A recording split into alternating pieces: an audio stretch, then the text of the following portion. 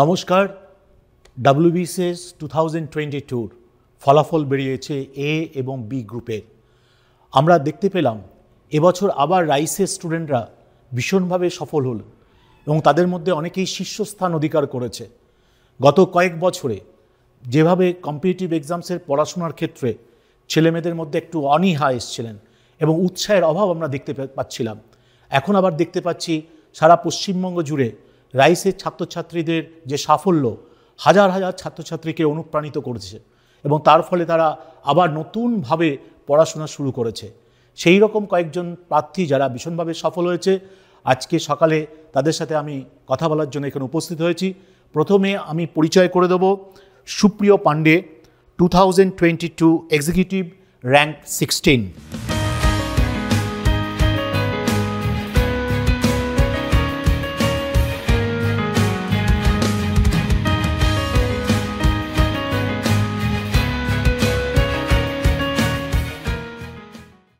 প্রথমে আমি সুপ্রিয় পাণ্ডেকে যে প্রশ্নটা করব, সেই প্রশ্ন হচ্ছে, তুমি যে সফল হলে, সাফল্যকে ভীষণভাবে স্বাদ পাওয়া যায়, কিন্তু তোমার জীবনে যখন তুমি সাফল্য পাচ্ছিলে না, ব্যর্থ যখন হচ্ছিলে, ঠিক আমি বলবো না, যখন একেবারে নিরিবিলিভাবে নিজেকে প্রস্তুত করছিলে, তখন সবথেকে কোন ঘটনা তোমার মনকে নাড়া দিয়েছিল? এটা হয়তো ভালো নাও হতে পারে। সেই ঘটনাটা আমি জানতে চাইব, যা পরবর্তী সময়ে তোমাকে ভীষণভাবে অনুপ্রাণিত করেছে এবং ফিরে এসে সফল হতে সাহায্য করেছে। Thank you sir. আমি স্যারের প্রশ্নের উত্তর দেব। একটু বলে নিই, আমি রাইসের 2015-16 ব্যাচের স্টুডেন্ট এবং আমি প্রথম সাফল্য খুব তাড়াতাড়ি পেয়েছিলাম। WBCS 2017 মাধ্যমে আমি রেভিনিউ অফিসার পোস্টে সিলেক্টেড হয়েছিলাম। সিলেক্টেড হলাম 19 সালে, আমি জয়েন করলাম। তারপরে একটা দীর্ঘ সময় গেছে, স্যার যেটা বললেন, বারবার আমি পরীক্ষা দিয়েছি, ব্যর্থ হয়েছি, ফিরে এসেছি, আবার নতুন করে শুরু করেছি।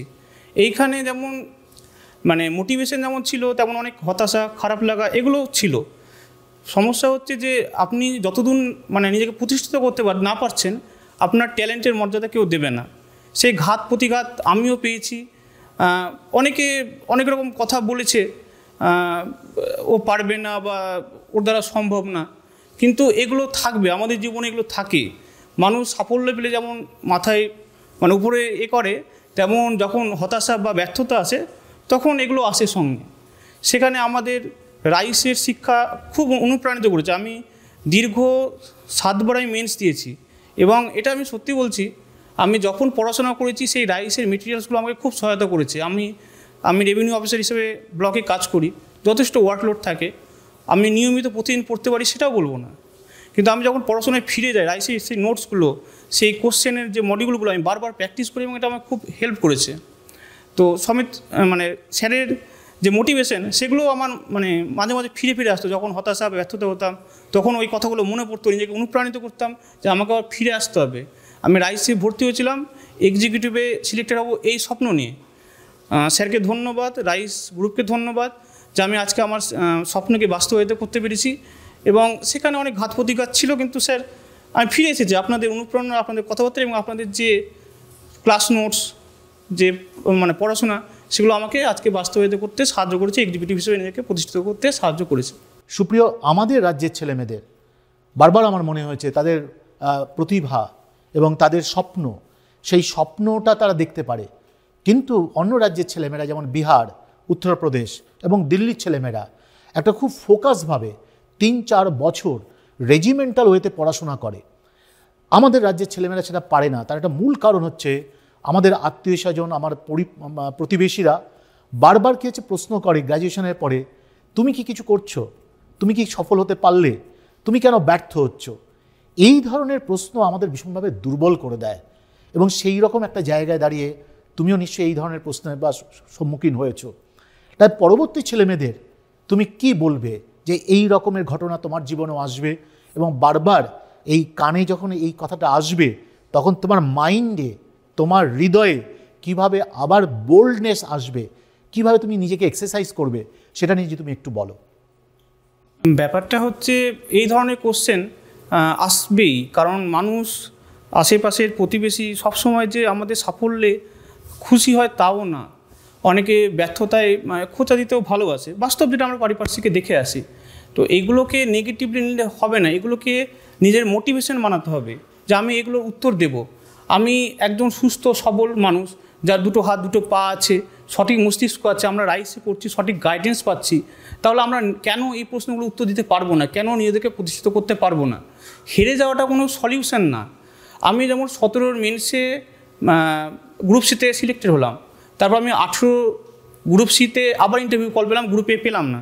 আমি ইন্টারভিউ দিইনি, কারণ আমার টার্গেট ছিল গ্রুপে আমি লাগাবো। তারপরে BCS 19, 20 একই হিস্ট্রি, প্রতিবার গ্রুপ সিতে আমি কল পাই, আমি ইন্টারভিউ স্কিপ করি, দিই না। 21-এ একটু আমার খারাপ হয়েছিল, আমি কল পাইনি। 22-এ কল পেয়েছি, আমি প্রতিষ্ঠিত হয়ে দেখি যে আমার যেটা স্বপ্ন ছিল বাস্তবায়িত করেছি। তাই আমি তাদেরকে বলবো যে তোমরা কখনোই হতাশ হবা না, হতাশ হওয়াটা কোনো সলিউশনই না। লড়াই করো, জীবনটা লড়াইয়ের অঙ্গ। এই যে আমরা সিলেক্টেড হয়েছি, এরপরও আরও অনেক লড়াই বাকি আছে। এটা লড়াই এটা শুরু, জীবনের লড়াইয়ের শুরু। তো আমরা বলবো তোমরা এই শুরুটা এমনভাবে করো যেন এই ভবিষ্যতে আরও সুন্দর তোমাদের হতে পারে। কখনো ব্যর্থতাকে ব্যর্থতা হিসেবে না নিয়ে সেখানে কি ভুল করেছো, কি তোমার খামতি ছিল, সেগুলোকে খুঁজে বার করো, সেগুলোকে আইডেন্টিফাই করো, সেগুলোর উপর কাজ করো এবং নতুনভাবে ফিরে আসো, যেন নিজেকে প্রতিষ্ঠিত করে সবার উত্তর দিতে পারো। এবং সেই দিন যে শুভেচ্ছাটা পাবে, সেই দিন রাত্রির ঘুমটা খুব সুন্দর হবে। আমি নেক্সট তোমায় প্রশ্ন করব যে দেখো, সাফল্যকে ভীষণভাবে এনজয় করে হচ্ছে, বা তুমিও করেছো যখন ব্যক্তিগতভাবে তুমি সফল হয়েছো। কিন্তু আমার মনে হয় যেদিন তুমি প্রথম সফল হয়ে তোমার বাবা মাকে প্রথম তুমি বললে যে আমি চাকরিতে চান্স পেয়েছি বা কিছু WBCS ক্র্যাক করেছি, সেই সময় বাবা মার যে মুখের যে ছবি, সেই ছবি তোমার নিশ্চয়ই হৃদয়ে এখনও জুড়ে রয়েছে, এবং সেই মুখের ছবি কী হচ্ছে আরও অনন্ত সময় ধরে তুমি সেটাকে হৃদয়ে রাখতে পারবে। তা সেই সম্বন্ধে যদি একটু বলো। আমাদের যদি সত্যিকারের নিজের বলে কেউ থাকে, সেটা বাবা মা। এটা অস্বীকার করার কোনো জায়গা নেই। আমাদের দুঃখে বাবা মা দুঃখিত হয়, আমাদের সাফল্যে বাবা মা আনন্দিত হয়। বাবা মা সবসময় সন্তানের ভালো চায়, সন্তানের চায়। এই জন্য অনেক সময় বাবা মা হয়তো আমাদেরকে মোটিভেট করার জন্যই অনেক সময় হয়তো আঘাত করে। কিন্তু যখন তুমি সাফল্য পাবে, যেদিন তুমি গিয়ে সেই খবরটা দেখবে বাবা মার যে আনন্দ হবে, চোখের কোণে একটু জল আসবে, সেদিন তুমি বুঝতে পারবে তোমার বাবা মাকে তুমি গর্বিত করতে পেরেছো। তা এই সুযোগটা কাজে লাগাও, নিজের জন্যও লাগাও, নিজের বাবা মার জন্যও লাগাও। বাবা মা আমাদের জন্যই, তাদের যে জীবনটা আমাদের জন্যই উৎসর্গ করে, সেইটাকে ব্যর্থ হতে দিও না। নিজের জন্য পড়ো, নিজের বাবা মার মুখে হাসি ফোটানোর জন্য পড়ো। বাইরে কে কী বলছে সেটাকে বেশি না নিয়ে সেটাকে মোটিভেট করো, নিজেকে মোটিভেট করো যে আমি এগুলোর উত্তর আমি কথায় দেবো না, আমি ফিরে এসে দেখাবো। বাবা মাকে গর্বিত করো, এর থেকে বড় কিছু হয় না জীবনে। স্যাটিসফ্যাকশন যদি কিছু থাকে, নিজের স্বপ্ন পূরণ করো, বাবা মায়ের মনে আনন্দ আনো, হাসি আনো, এর থেকে বড় কিছু হতে পারে না। ধন্যবাদ। আজকে আমরা শুনলাম যে কিভাবে তারা সাফল্য পেয়েছে, এবং আমি বলবো যে যারা আজকে ইন্টারভিউ দিলেন তাদের মধ্যে কিন্তু UPSC পরীক্ষার চান্স পাওয়ারও কিন্তু ক্ষমতা রয়েছে। দেখতে হবে স্বপ্ন। যারা WBCS এক্সিকিউটিভ গ্রুপে চান্স পায়নি তাদের চেষ্টা করতে হবে এক্সিকিউটিভ গ্রুপের জন্য, আর যারা এক্সিকিউটিভ গ্রুপে চান্স পেয়েছে তাদের চেষ্টা করতে হবে UPSC এক্সামসের জন্য। আমি এই প্রসঙ্গে বলতে চাই যে এই মুহূর্তে রাজ্যের ছেলেমেয়েরা যারা WBCS পরীক্ষার জন্য তৈরি হচ্ছে, তাদের মধ্যে অনেকেই কনফিউশন রয়েছে যে WBCS পরীক্ষার যে নতুন সিলেবাস আসছে, সেই সিলেবাসের সাথে তারা কীভাবে খাপ খাওয়াবে এবং তারা কীভাবে প্রস্তুতি নেবে। তবে আমি বলতে চাই রাইসের কর্ণধার হিসাবে যে দীর্ঘ 40 বছরে বারবার যখন সিলেবাসের পরিবর্তন এসছে, সেই পরিবর্তন ছেলেমেয়েরা কীভাবে নেবে এবং কীভাবে প্র্যাকটিস করবে, সেটার দায়িত্ব কিন্তু আমাদের, প্ল্যানিং করার দায়িত্ব হচ্ছে আমাদের। এবং UPSC পরীক্ষায় আস্তে আস্তে পশ্চিমবঙ্গের ছেলেমেয়েরা ভীষণভাবে সফল পেতে আরম্ভ করেছে। এবছর রাইস থেকে প্রায় 4 জন ছেলে মেয়ে UPSCর প্রিলি পরীক্ষায় পাশ করেছে। এই সময়ের মধ্যে আমরা দিল্লিতে করলবাগে রাইস IS নতুন প্রতিষ্ঠান তৈরি হয়েছে, এবং দিল্লির বিভিন্ন প্রতিষ্ঠান থেকে যাদের প্রায় 20 বছর 25 বছরের এক্সপিরিয়েন্স রয়েছে, তারা আসছে রাইসে ক্লাস নিতে।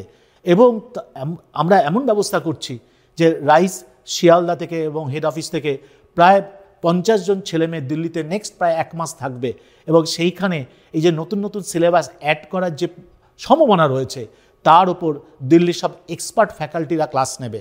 তাই খুব খেয়াল রাখতে হবে পরিবর্তন নিয়ে রাইসের ছাত্রছাত্রীদের এবং পশ্চিমবঙ্গের ছেলেমেয়েদের ভাববার কোনো কারণ নেই। সেই দায়িত্ব হচ্ছে আমাদের। কিভাবে ভালো ফ্যাকাল্টি মেম্বার আসবেন, কিভাবে পশ্চিমবঙ্গ থেকে দিল্লিতে গিয়ে দিল্লির বুকে তারা পড়াশোনা করবে। কারণ ইউপিএসসি পরীক্ষা এবং রাইসে এই 3-4 বছর পড়াশোনা করার ক্ষেত্রে সবচেয়ে যে উৎসাহের যে জায়গাটা, সেটা হচ্ছে ইকোসিস্টেম থেকে, অর্থাৎ বন্ধুরা কীভাবে পড়াশোনা করছে রাত জেগে, কতদিন পড়ছে, তার সাথে তার সাক্ষী হয়ে সেটাকে দেখা। আর সেটারই কিন্তু যাত্রা শুরু হয়েছে এবার আমাদের ওই দিল্লির করলবাগ থেকে। তাই আশা রাখি যে এই রকমের সাফল্য ধারা আমরা আবার বজায় রাখতে পারবো এবং দীর্ঘদিন পরে খুব ভালোভাবে এবং উইদাউট কি হচ্ছে ডাউট, সন্দেহ ছাড়া একটা রেজাল্ট বেরিয়েছে এবং সেইখানে ধন্যবাদ জানাবো যারা রেজাল্ট প্রকাশিত করেছে ঠিকমতো, এবং সেই সাথে সাথে আমাদের পশ্চিমবঙ্গের ছেলেমেয়েরাও কিন্তু আবার সফল হব এই স্বপ্নটাও দেখতে আরম্ভ করেছে। ধন্যবাদ।